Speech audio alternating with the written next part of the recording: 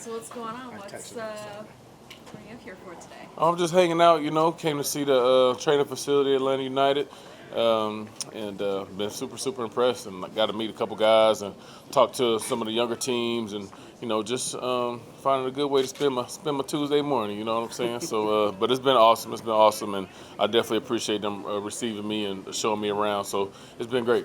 So is this something that you kind of reach out to them, like, hey, I want to see what you guys are about, or?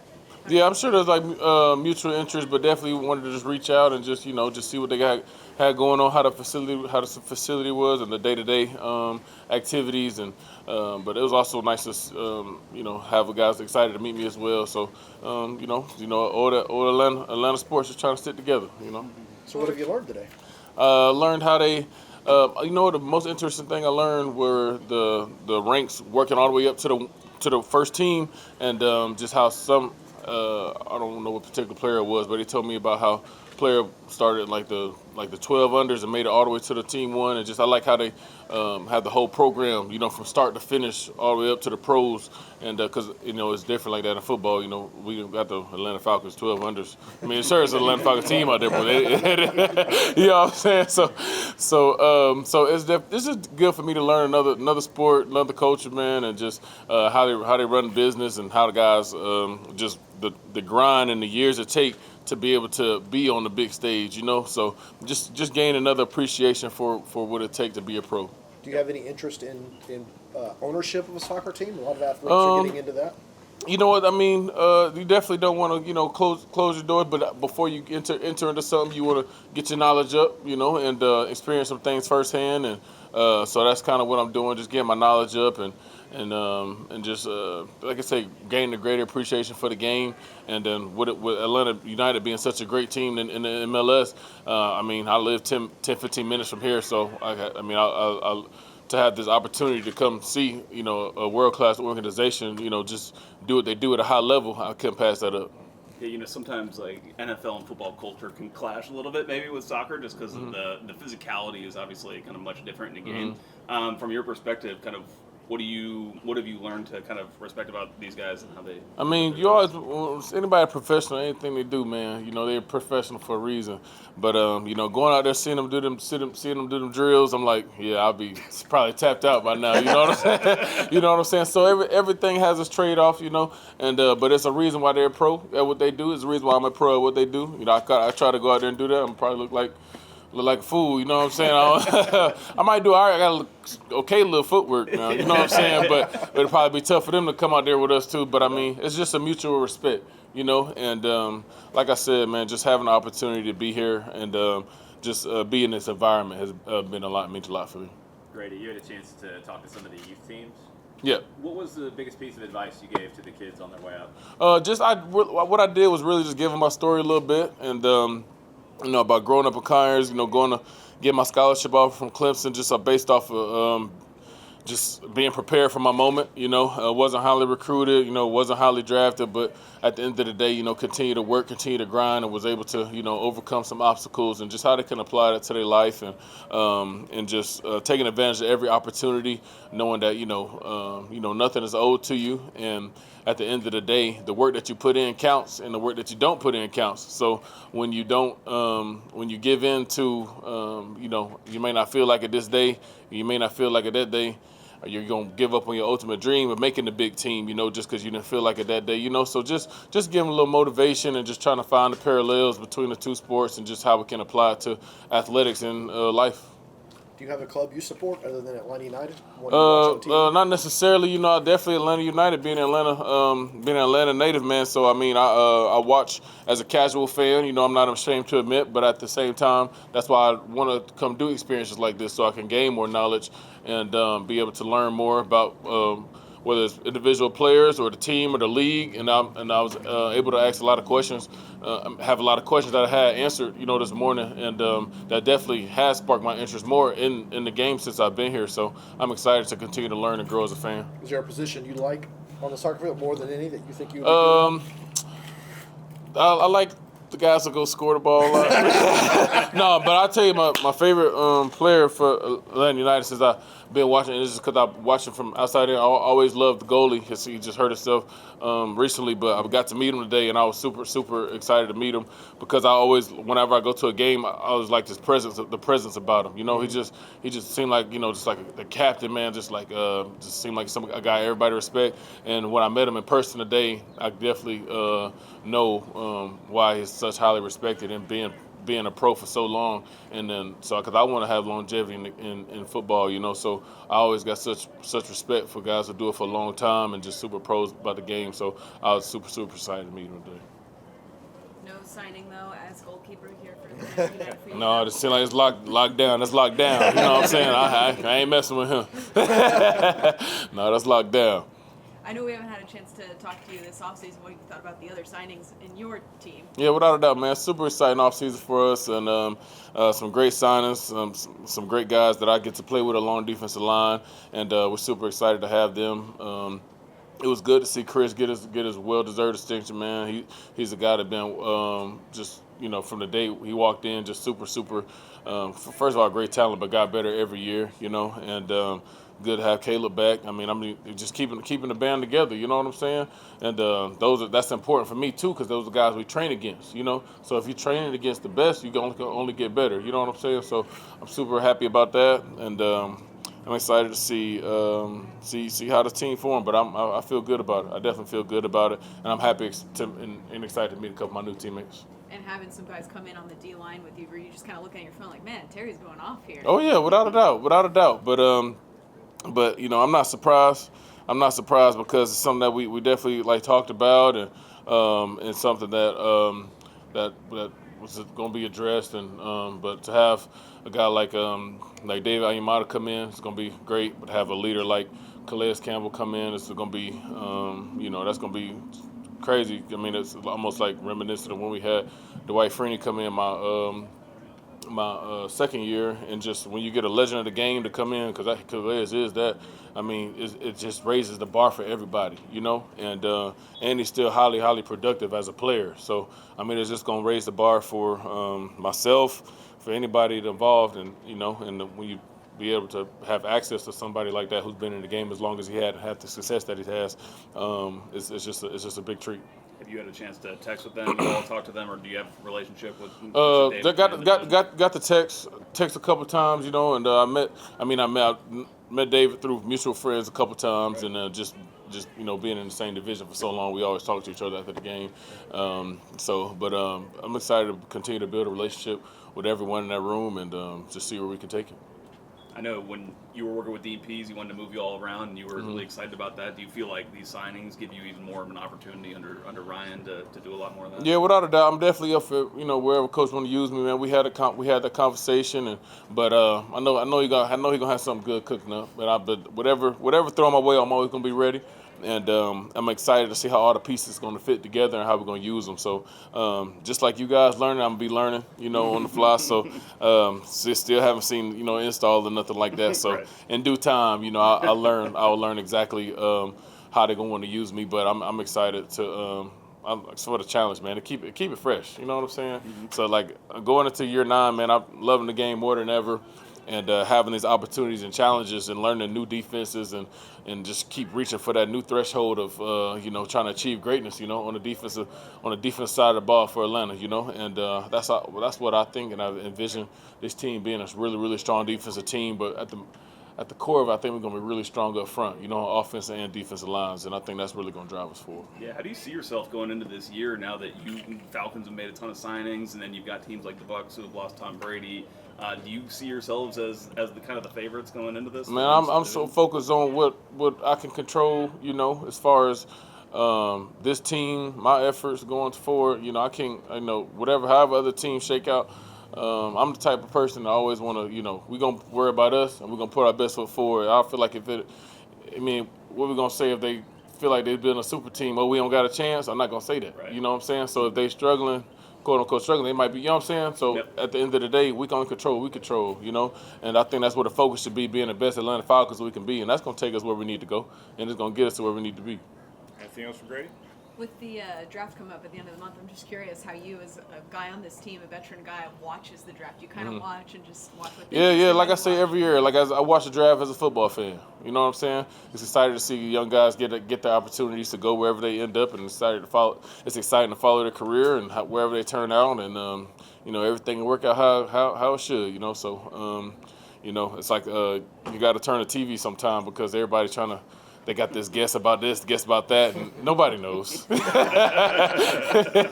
Nobody knows. Even like if teams still make a decision to the minute before they make a draft, nobody knows the answers, and that's what makes it so exciting. And that's why I feel like I just appreciate the draft as a fan and watch it every year, and so it's definitely excited to see these new young men get the opportunity in the NFL.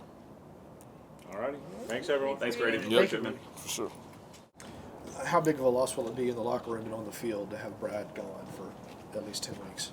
No, huge. I mean, the mood was definitely kind of sad seeing him in a little brace today. So, I mean, everybody feels for him, especially, coming back from that Achilles injury, and then for us to be playing in the form we were in, and then to lose our main leader, it's definitely it's sad. But we all know Brad. He's a warrior, and he's kind of that guy who's gonna stay positive and make sure that we're still getting things done on and off the field as a team, and yeah, it's the next man up mentality. At halftime, did players know it was that bad? Did he seem to know it was that bad? No, I mean I didn't think that anything happened on the play. I thought he was just kind of taking his time with getting up and trying to kind of slow the momentum of the game. But then after he was down for a couple minutes longer than I expected, that's when I was like, oh, okay, maybe something did happen. But at halftime, no, he seemed fine. He was amped up, ready to go. And yeah, it wasn't until after the game where he kind of felt like, yeah, something's really kind of messed up. So, yeah, and then most of us found out today, so it just kind of, that's how we got the news. What can you tell us about Quentin and maybe Clement? A lot of experience. Q has a lot of games under his belt with Toronto, had a successful spell there at the club. Great with his feet, great shot stopper, great mentality. I think as a keeper you have to have a certain different mentality to even play that position. So you can say that they're all a little bit crazy in their own way, but no, Q's definitely, he's ready, Diop's ready. This is an opportunity for them to kind of help the team, and just as it is for any player coming in off the bench or coming into the starting lineup from the bench or even an academy player, it's another opportunity to help the team, and that's the way we kind of have to look at it. Y'all unfortunately went through this last year with losing Brad for a while. What did you learn from that experience that y'all can apply to this season? If anything. Yeah, it's just that next man out mentality. I think that's just kind of the way to approach it. It's the sport we're in, and injuries happen all the time, so you kind of have to accept it and, yeah, kind of learn from it. And then if it happens to you, you come back stronger. Is there an advantage that you just played Toronto a few weeks ago and are about to face them again? Yeah, I think we left some points on the table there, so I think the guys are going to be hungry going to Toronto to win those points that we should have took at home. So I think that's the mentality we need to have, and we really have to go there and give our best game. Franco's going to miss with the red card suspension. You've been playing really well alongside of him. Do you see yourself being able to play alongside either Santi or Matheus, if that's the case, in central midfield, just because Santi seems like the more natural replacement is like the number 6? Yeah, no, absolutely. I mean, for me, I try to kind of play off the guys around me's best traits. So however I can kind of fill in that space and complement their style of play and have them complement mine. If they step up, I'll cover them, and vice versa. So I trust the guys that are around me. I try to execute the simple things that I can when I can. And, yeah, I mean, whoever plays alongside each other, even if it's Rossetto, Santi, doesn't matter. At the end of the day, it takes 11 men to win a game, and that's how it goes. What's the biggest thing the team has to make up for in the midfield, losing Franco this week? No, just the duels, aerial duels, predicting passes, I think, as well. Second balls are going to be important as well, because Toronto like to play a lot through the middle with the talented midfield that they have. So kind of trying to be always alert, cutting off passing lanes especially. And yeah, if there is a challenge to be won, we need to be there for the first one, but also the second one as well. The past 2 weeks, Pineda, after the games, has come out somewhat critical of the officiating, but he said it's about protecting the players. How does that come across in the locker room? How does that make y'all feel? To be honest, I didn't look into the statements or hear much about it in the media. I didn't follow through with that, but yeah, I mean, sometimes we're kind of on the wrong side of things. I feel like I don't think anything has to do with the Ibarra challenge or anything like that, but I think sometimes. I don't even know how much I can say without getting in trouble. So The question wasn't about the quality of the officiating. It was more about Pineda protecting y'all with his comments. No, 100%. I mean, I think that's very important. I appreciate that the coach kind of looking after us in that sense because, yeah, maybe sometimes we do. It's not fair, 50-50 in a game. So sometimes we feel that, but at the end of the day, it's just a part of the game, and we have to kind of accept it. And if we have that target on our back, it's okay. We play through, and yeah, we win the game with football. I was wondering if you could describe your role and build up a little more. It seemed like in the last game, Franco was kind of dropping in between the center backs. Yeah. And, what was your kind of role in that, and how does Thiago affect that as well? Right. So the last game we trained, or last week before the game, we trained with Amar dropping in between the two center backs to kind of invite their press. When that happens, I go into like kind of the solo midfielder, and then if either of the center backs or Ibarra can filter a pass either into me or to Thiago if he drops in, that would kind of create that little overload in the middle. So it was kind of attracting the press on the middle end of the field, and then if we can find those gaps through one side and then we combine in the middle to switch to the other side, especially at a place like Yankee Stadium where it's very condensed and they squeeze the field on one side, isolating one side and then going to the other is what the game plan was. So there's a few spells where it worked, but yeah, obviously it's a very tight dimension, so you kind of have to really be accurate with your passes and make sure everybody's tuned in. So is that kind of a one-off then, just based on the dimensions? No, I think it's a good way that for us to kind of have an idea of a way to play, because building with that three can be very successful with a team that decides to either press with one guy or press with two, and even if they press with three, then you have a diamond with the three in the back, and then the guy that's a six or the coming into play as a six. So I'm sure we're going to be using it more often, and it's been very successful for us. Yeah. What have you learned about Gigi and Etienne and where they like the ball from the past couple of games? Yeah, no, Gigi's a guy who, to be honest, you can put it anywhere around him. He likes to shield it up. He likes to get a body. He can hold people off. He can lay it off. He's very strong and he's very motivated. He wants to work for the team. He's selfless, and when he's around the goal, I mean, yeah, he's got that striker's Zlatan mentality where he wants the ball and he needs to have it to score the goals. So he's been fantastic for us, both on the ball and off the ball. Derek is a guy who's very technical, understands the space, can combine in tight areas, and then he loves an early cross. So I think once we kind of really unlock him fully and get the movements of him on the flank for him to serve in those early balls, I think he's going to have a lot more assists in his belt. Playing back-to-back games where you don't have a whole lot of time on the ball, whether it's the team pressing or it's just condensed space, that made the team a little bit sharper in your mind on the ball? Yeah, 100%. I think in areas like that, you need to be sharp, because especially considering the Yankee Field. I mean, one little turnover and they're kind of in your 18-yard box. So you can be a little bit more conservative and overthink a pass, or if it's really on, you have to try it and kind of break the gap. So it just kind of depends on the mentality that you have entering it. But then as far as Toronto, I mean, it's going to be a much bigger field, and yeah, I think we'll be able to utilize the space and kind of get their weak areas on the field and really penetrate going forward. All right, thanks guys. Cool. Thank you guys. Have a good one. Thank you. How do you feel, just physically, fitness-wise? You know, I've obviously been getting some minutes here lately, but ready to start? Creo que sí, que estoy me sintiendo bien. Cada entrenamiento, los últimos 2 partidos que jugamos y ese partido ahora que empatamos 1-1, creo que estoy bien, creo que estoy listo para empezar a jugar ahora. Yeah, I think I'm feeling good. I've played in the last 2 games. I've been training really well, so I'm feeling good, and I think I'm ready to start if needed. As a six, in place of Ibarra? Buena pregunta, yo no sé también. Good question. I don't know. Do you think you could play with Amar if that's something that Gonzalo wanted to do with you two as a central midfield pairing? Creo que sí. Creo que sería buena combinación también, tanto con Amar, tanto con Sandy también, a Gianni también, los jugadores nuevos, entonces hay mucha opción también. la mitad de la cancha. Entonces, vamos a ver qué Gonzalo tiene que hacer, tiene que tomar decisión, tanto yo, cuanto Amar, cuanto Santiago, creo que va a ser una buena decisión. I think so. I think we have different options between Amar, Santi, Johnny. So that's a decision that's up to Gonzalo. But I think we have different options at the position. What will the team need to make up for without Franco in there? Because he's played pretty much, I think, every game this year. What will the team miss without him, his presence? Que Franco ha jugado todos los partidos, que va a faltar, o sea, que va a echar de menos en este partido, sino porque no puede jugar.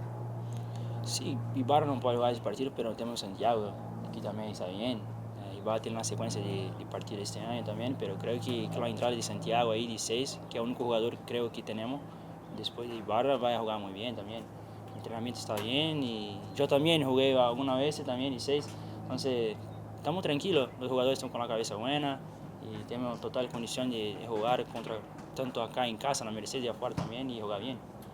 Yeah, we know Ibarra can't play, but we also have Santiago who can play there and who can play that position very well. I've also played that position in the past, and we have players who are smart and think the game really well, so they can also play that position. What's the biggest effect of not having Brad now for the next few weeks? Es una pregunta muy difícil porque es un jugador muy importante para nosotros, también el capitán siempre habla con nosotros dentro de la cancha, afuera también, entrenamiento, siempre pone energía, la gana y nosotros vamos a sentir falta, ¿sí? Y como 10 semanas, 2 semanas creo, pero tenemos los porteros muy bien también, como Quintini y Clermont también, entonces es una pérdida muy grande, pero tenemos los otros 2 porteros también, muy bien. I think it's a difficult question because Brad is such an important player for us. He's our captain. He's the leader. He's the one who puts the energy, the motivation into the squad. So we know it's going to be a big loss, but we have 2 other goalkeepers who are very capable, in Clemon and Quinton. So yeah, we'll miss him of course, but we have those 2 as well. When you play deeper in the midfield, what's the biggest change in how you approach the game? Si juegas un poco más atrás en el centro del campo, que para ti qué cambia? Más atrás yo no puedo marcar gol porque yo no puedo atacar tanto, pero bien, si necesitas jugar un poco más atrás, yo puedo jugar también, pero me gusta más, yo hablo con Gonzalo y jugar como 8 de box to box. Creo que ahí me siento más confortable para jugar, para atacar también, para dar más asistencia para Luis, para Thiago, para Giacomo también. Entonces, para mí, yo quiero jugar más adelante, pero si tiene oportunidad de jugar atrás, tiene que jugar también. Más importante, el equipo está bien y gana los 3 puntos.